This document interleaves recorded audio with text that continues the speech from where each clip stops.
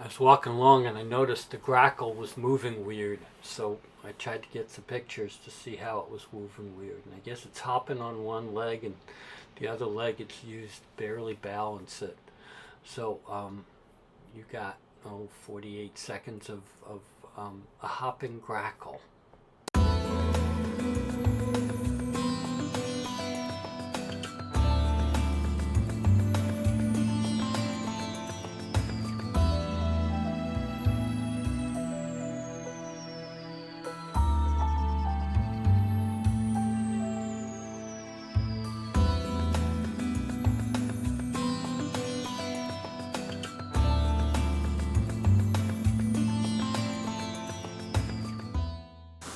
A while later, I noticed the ravens were up in the tree calling.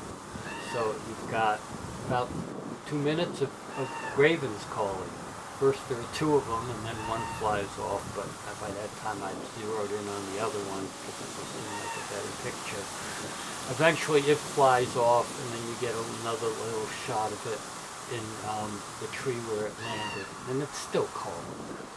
But it's always been really hard to see ravens, and it's very worried. But this summer they seem to be letting you watch more than usual.